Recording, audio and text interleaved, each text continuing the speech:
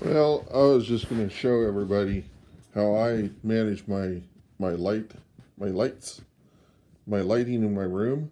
Is since the LED lights are so cold, you can just can hold them, you just turn them off. You know, this one always runs really hot, and that means it uses a lot of energy. But if it's so cold that you can do this, and then why have a dimmer? Why don't you just adjust these bulbs? And that will give you your desired amount of lighting. So if you want a certain kind of mood lighting, you might have different colored bulbs, LED bulbs. You might just have some different kind of light that is just LED lights. But in my room, this is how I adjust my lighting.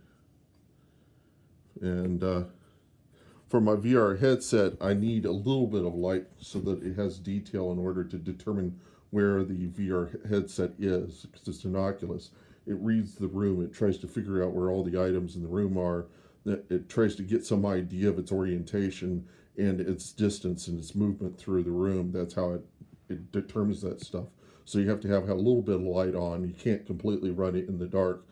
The advantage of the Oculus Go is that you don't need cameras. It doesn't use cameras. It uses just the orientation of the accelerometers and the compass to determine the orientation of the person's head, because it's not 6 DoF, it's 3 DoF. 3 degrees of freedom, the rotational freedom, no movement through space. So there's no 6 degrees of freedom, there's only 3 degrees of freedom. And on the little controller, it's 3 degrees of freedom too. What that means is somebody could be completely paralyzed and they just maybe can move their hand, and you could put the VR headset on their head and they could sit there and adjust the orientation of the screen and sit there and watch movies on a go while being almost completely paralyzed. That's the advantage of the Go over the Oculus Quest. On the Oculus Quest, you couldn't do anything like that with someone who's paralyzed. And this is what really, befuddles me, is that people just don't understand the application of technology. They see technology according to how it's presented by the marketing people on how it's to be used and how it can be used. Those people are not visionaries. They don't know how it could possibly be used in the world. They only see the very basic things, and that very basic things is what they shoot for. They don't shoot for any of that other stuff, because probably for other reasons, like they can't do the research, they can't go in, do the marketing and stuff for that.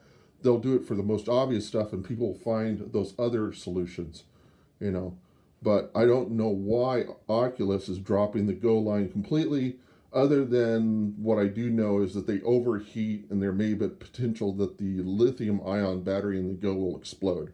And so there is that.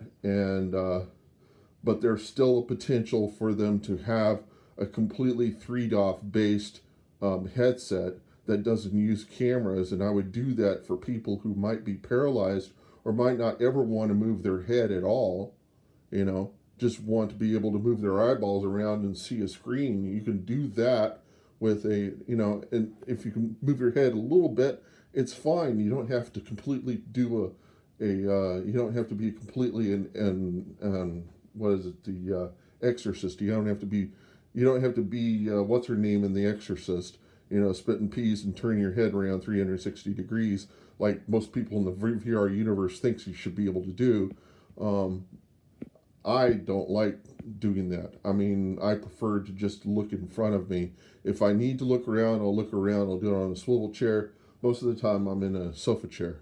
That means VR 180 is my friend. So anyhow, but yeah, that's how you manage your lights. And I'll just get off.